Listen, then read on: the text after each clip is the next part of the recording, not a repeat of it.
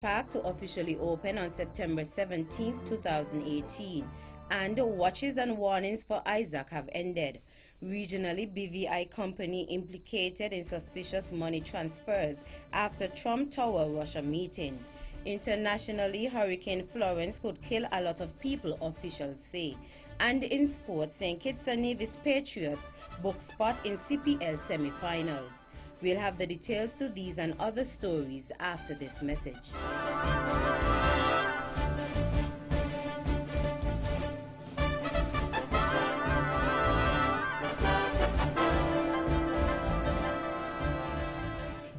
Another look. Different from how you've seen it before. Another look. Takes an in-depth look into business, politics, science, technology, religion, and more. Another look. Featuring documentaries from the BBC, regional features, and local ones too. Another look. Every Monday at 3 p.m. on the Eastern Caribbean's powerhouse, Vaughan.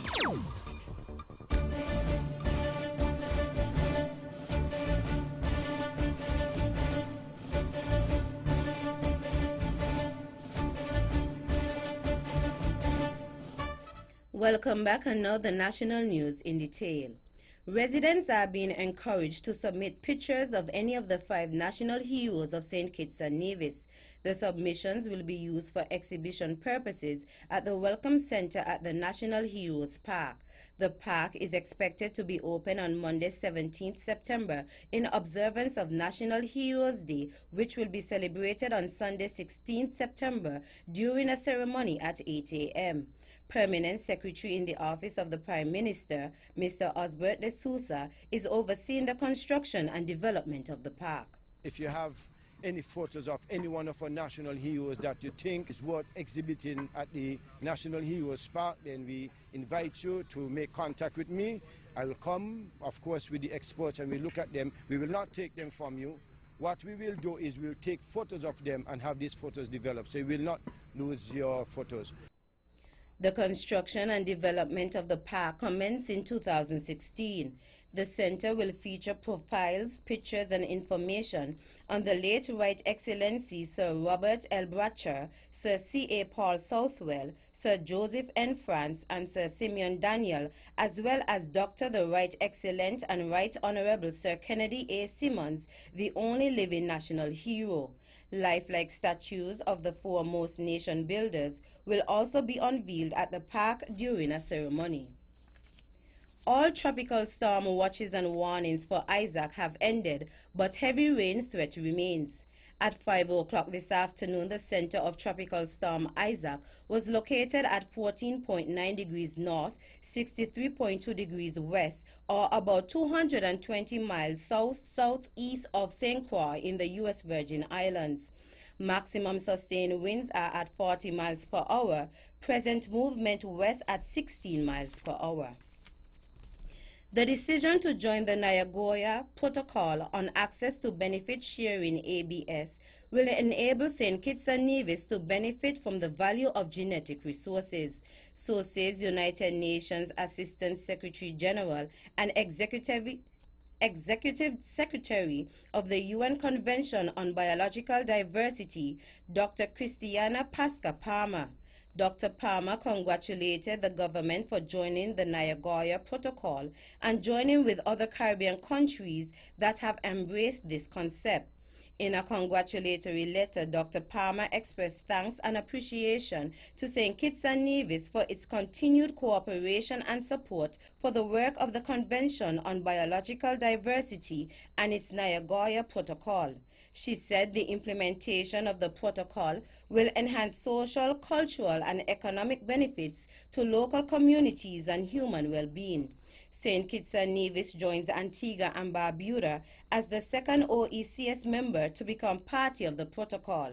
The Nagoya Protocol entered into force on 12 October 2014 and aims to implement the third objective of the Convention of the Biological Diversity, CBD, namely the fair and equitable sharing of benefits arising out of the utilization of genetic resources. In accordance with the Nagoya Protocol, parties are placed under the obligation to establish legislative, administrative, and/or political measures regarding the access to genetic resources. The Republic of China, Taiwan is solidifying 35 years of strong bonds of friendship with St. Kitts and Nevis by sending a 28-member contingent of honor guards from Taiwan Armed Forces. This as the Federation marks the anniversary of independence and the establishment of diplomatic ties between the two countries. The contingent is scheduled to participate in the 35th Independence Military Parade on September 19th during its September 16th to the 22nd stay in St. Kitts and Nevis.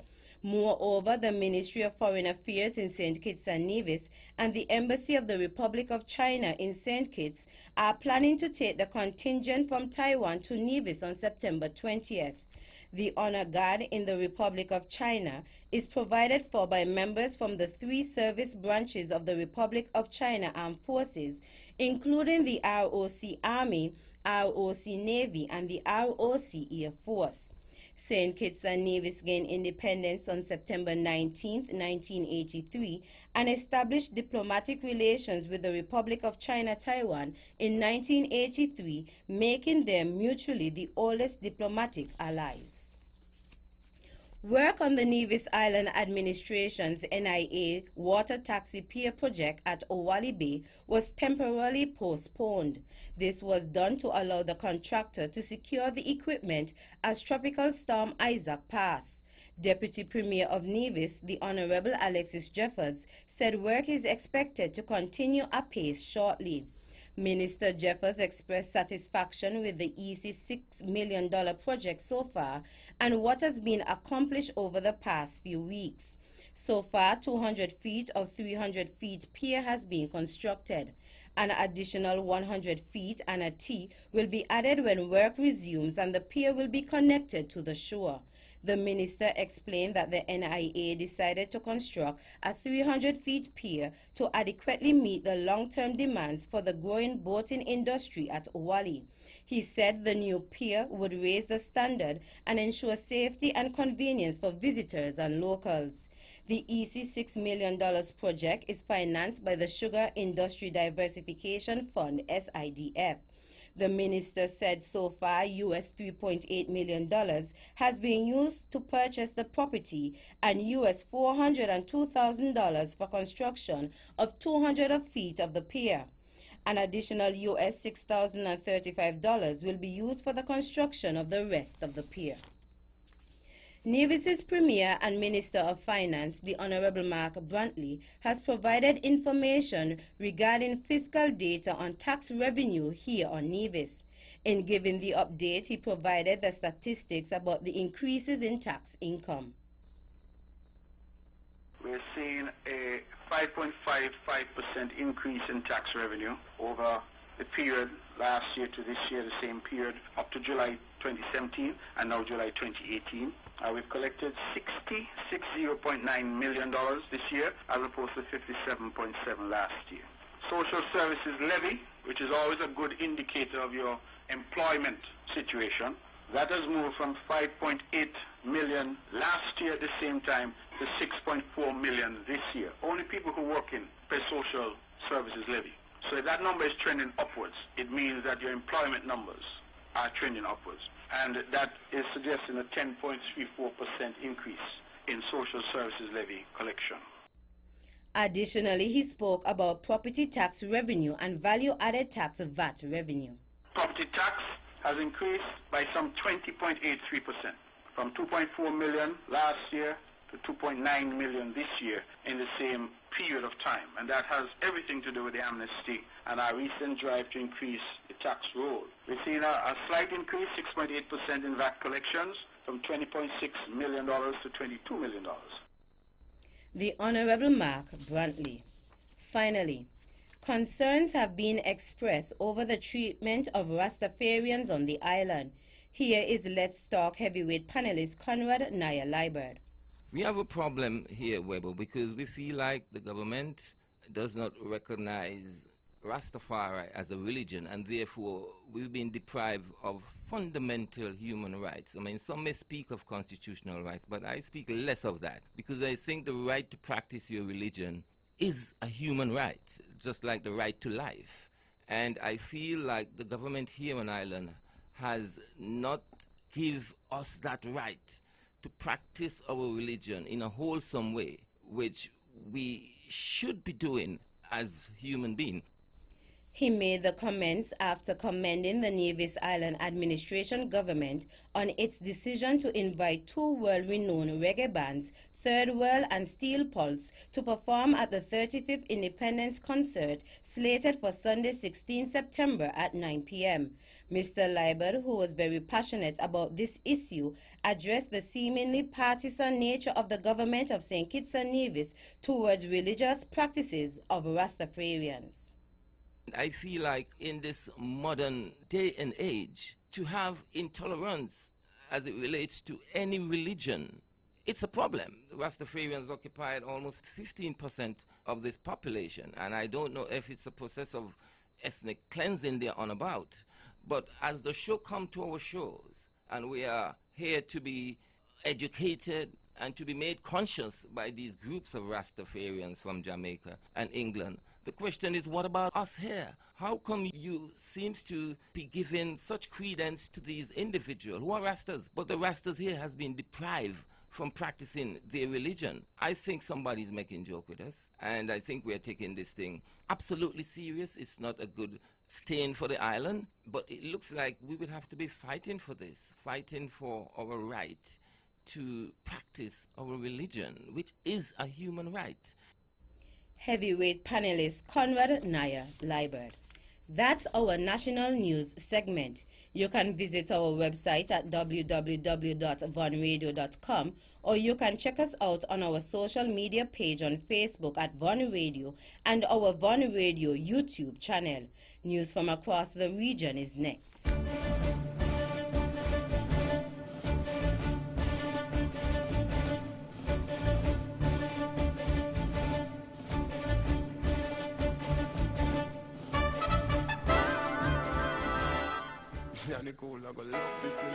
This summer, the Bank of Nevis Limited offers you sizzling hot vacation loans. Come and experience summer like never before with our easy-to-access summer vacation loan. Get up to $15,000 unsecured with up to 2 years to repay.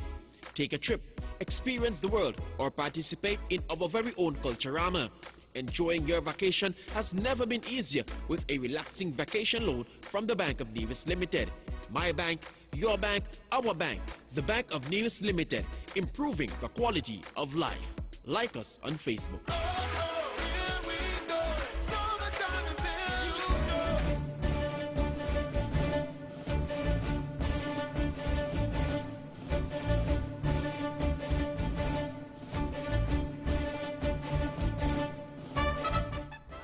Welcome back. Another regional news in detail.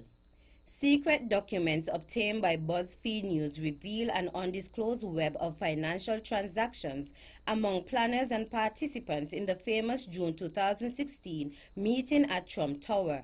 It now implicates the movement of money from Russia and Switzerland to the British Virgin Islands, Bangkok, and New Jersey. The documents show Aras Agalarov, a billionaire real estate developer close to Putin and Trump, at the center of a vast network, and how he used accounts overseas to filter money to himself, his son, and at least 2 people who attended the Trump Tower meeting, BuzzFeed News reported. Federal law enforcement officials told the media outlet that investigators are focused on 2 bursts of transactions that bank examiners deemed suspicious. The first set came just 11 days after the June 9 meeting, when a BVI company called Silver Valley Consulting Control by Alak Garoff wired more than $19.5 million to his account at a bank in New York. The transactions came to light after law enforcement officials instructed financial institutions in mid-2017 to go back through their records to look for suspicious behavior by people connected to the broader Trump-Russia investigations. According to interview transcripts released by the Senate Judiciary Committee, Trump Tower meeting between top Trump campaign officials and Russians promising dirt on Hillary Clinton, the relationship between Trump and Agalarov was far cozier than previously known.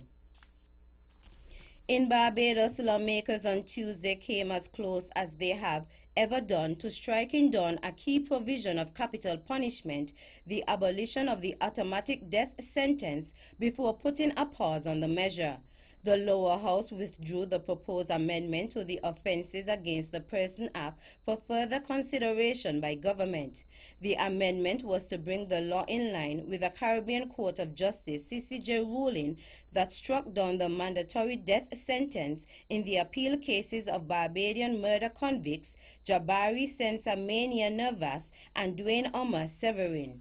Their separate appeals were consolidated because they both challenged the constitutionality of the mandatory death sentence for murder in Barbados. However, legislators left a clear message that the death penalty will remain the law of the land.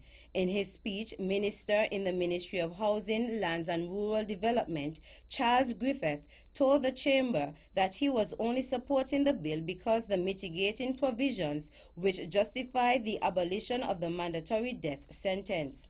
In his contribution, Minister of Maritime Affairs, Kurt Humphrey, called for wider public discussion on the death penalty while at the same time supporting the proposal to abolish the mandatory death sentence. Out of St. Vincent and the Grenadines. On Thursday, September 6, 3 bills dealing with the cannabis industry were tabled in SVG Parliament, namely the Cannabis Cultivation Amnesty Bill 2018, the Medicinal Cannabis Industry Bill, and the Permitted Use of Cannabis for Religious Purposes Act 2018. Minister of Agriculture Sabato Caesar presented the bills for the first reading, which were then sent to a select committee. The Permitted Use of Cannabis for Religious Purposes Act 2018 is to provide for the decriminalization of the use of cannabis as a sacrament in adherence to a religious practice by such religious bodies as may be described by order by the minister. The Cannabis Cultivation Amnesty Bill 2018 provides for an act to grant an amnesty for the period commencing on August 1, 2018 and ending on July 31, 2019, or such further period as the House of Assembly may determine by resolution. In tabling the Medicinal Cannabis Industry Bill, Agriculture Minister Sabato Caesar explained that it is to provide for the establishment of a medicinal cannabis industry to regulate the supply, possession, and use of cannabis for medicinal purposes. Finally, while progress has been made to address the tobacco epidemic in the Americas, over 1/3 of countries in the region has yet to implement the highest level of effective tobacco control measures. Additionally, a new regional report on tobacco control in the Americas 2018 from the Pan-American Health Organization, PAHO, says governments must urgently increase efforts to apply these measures and save lives. The number of tobacco users in the region has dropped to just 17%, which is below the global average of 20%. However, this means that 1 in every 5 adults above the age of 15 still uses tobacco, one of the main causes of non-communicable diseases, NDCs. PAHO report highlights that it is vital that countries set up efforts to increase tobacco control measures in order to meet this objective. Director of the Department of Non-Communicable Diseases and Mental Health at PAHO, Dr. Alsem Hennis, the fact remains that more than 2,000 people die each day in the Americas as a direct consequence of tobacco use, and this epidemic will continue unless countries accelerate the speed at which effective policies are being implemented. That's it for our regional stories. Stay with us for news around the world.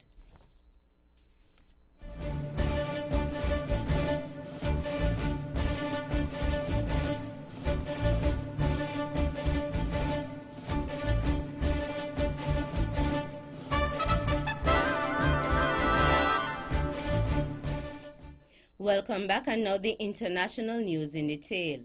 Hurricane Florence, which is nearing the U.S. East Coast, could kill a lot of people, officials warn. Federal Emergency Management Agency FEMA spokesman Jeff Bayard said storm surges may bring catastrophic flooding to inland areas. Though Florence has been downgraded to a Category 2 storm with 110 miles per hour wind, Mr. Bayard said it remained very dangerous. He warned of feet of rain, not inches, in the Carolinas and Virginia. We have more in this report. We're getting stronger winds. We're going to expect the outer bands of rain from the hurricane to hit us. We could be in for 24 to 36 hours of an absolute downpour. So the biggest threat, in fact, will not be from the high winds, dangerous though they will be, or the storm surge, because that will be limited, but from this prolonged rainfall, which could cause absolutely catastrophic flooding. U.S. President Donald Trump is disputing that nearly 3,000 people died in Puerto Rico after the island was hit by 2 hurricanes last year. Mr. Trump wrote on Twitter without offering evidence for the claim that 3,000 people did not die in the 2 hurricanes that hit Puerto Rico. He added that Democrats had inflated the official death toll to make him look as bad as possible. The official figure was released last month after an independent study. Earlier today, Mr. Trump wrote in a pair of tweets that Democrats were attacking him when I was successfully raising billions of dollars to help rebuild Puerto Rico.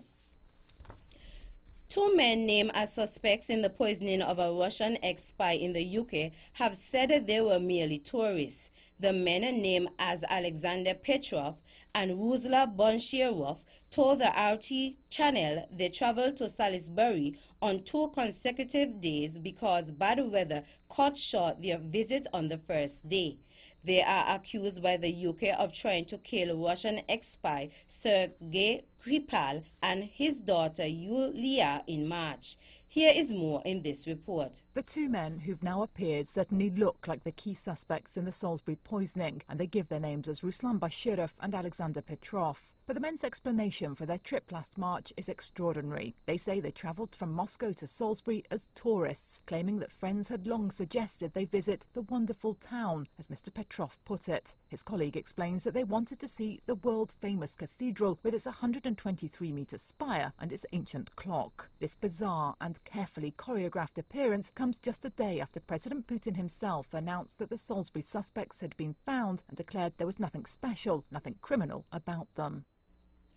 Finally, the United Nations Secretary General Antonio Guterres has led the tributes at the funeral of one of his predecessors, Kofi Annan. The service was held in the Ghanaian capital, Accra. Manny Jones reports. Mr. Annan is said to have requested simple, solemn funeral proceedings with no frills, but many here held a former diplomat in high regards, and the venue of the ceremony was filled to capacity. There were tributes from the UN Secretary General and from Ghanaian President Nana Akufo-Addo, but the most moving speeches came from those who knew Mr. Annan best, his wife and children. His son Kojo said his father's singular gift was that he believed in humanity's potential and in everyone's ability to achieve extraordinary things if given the opportunity. That brings us to the end of our news segment. The latest in sports is next.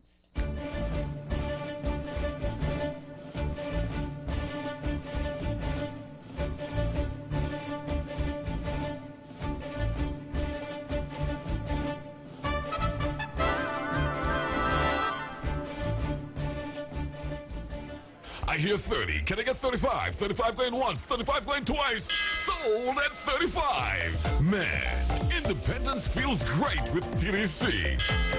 Celebrate 35 days of savings at all TDC retail stores. Get up to 35% off in-store on a wide range of selected items. Get 35% off home and office furniture. Grab 35 items for only $35.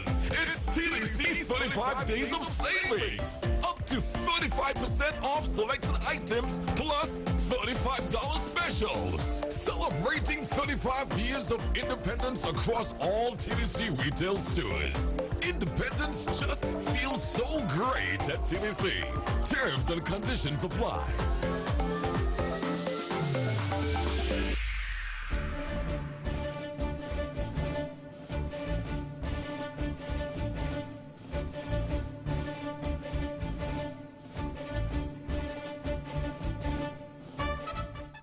Welcome back, another sports in detail. It was another night of extraordinary Hero Caribbean Premier League CPL playoff drama at Providence Stadium as St. Kitts and Nevis Patriots grabbed a semi-final spot with a 2-wicket victory over Jamaica Tallawahs with just 1 ball remaining. Remarkably, that was exactly the same outcome as Tuesday night when Guyana Amazon Warriors edged past Trinbago Knight Riders. But while that was a slow-burning, nerve-shredding, bowler-dominated thriller, this was a record-breaking roller coaster of a run-fest in which Glenn Phillips' magnificent century for the Tallawahs would ultimately prove in vain. Scores: Jamaica Tallawahs 191 for 5, St. Kitts and Nevis Patriots 193 for 8. Surrey has won the county championship for the first time since 2002 after beating Worcestershire by 3 wickets. Led by 66 from captain Roy Burns, the top run scorer in domestic first-class cricket, Surrey chased 272 to seal the title with 2 games still to play. The England hopeful sheer 111 with Mark Stoneman 59 for the first wicket to put them in command at New Road. Worcestershire, bottom of Division 1, fought back with 3 wickets before lunch, but Ollie Pope's 49 helped the visitors home.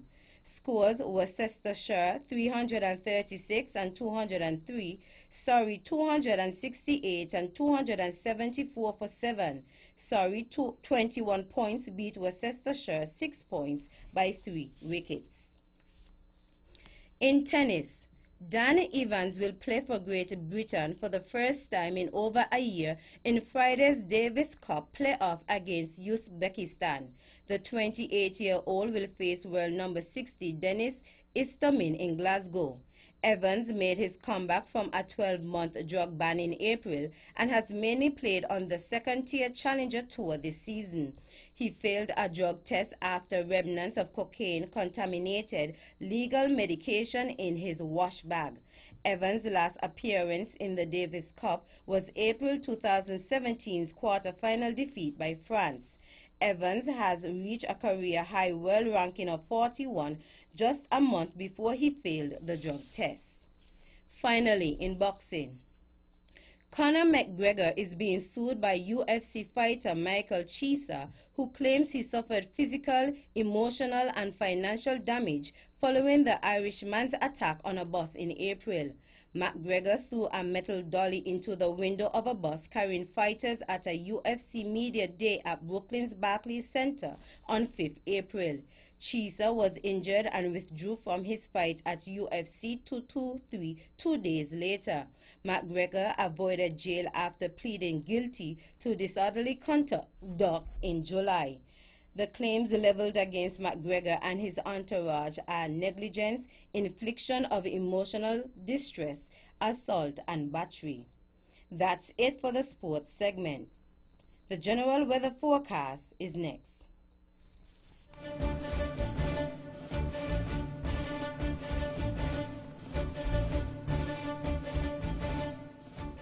Welcome back, and now the local weather forecast. Weather tonight: cloudy to overcast with a 70% of high chance of showers. Winds northeast to east northeast at 21 to 28 miles per hour with higher gusts possible up to 40 miles per hour, and then shift to the southeast tonight. Seas rough with a combination of wind-driven waves and swells reaching 3.7 meters or 12 feet. Sunrise tomorrow is at 5:59 a.m. And that's how we wrap up the major news package for today, Thursday, 13th September 2018. Before we go, let's take a look at the headlines once again. Nationally, National Heroes Park to officially open on September 17, 2018. And watches and warnings for Isaac have ended. Regionally, BVI company implicated in suspicious money transfers after Trump Tower Russia meeting. Internationally, Hurricane Florence could kill a lot of people, officials say. And in sports, St. Kitts and Nevis Patriots book spot in CPL semi-finals. On behalf of the rest of the news team, I am Tammy Reed, wishing you a pleasant evening.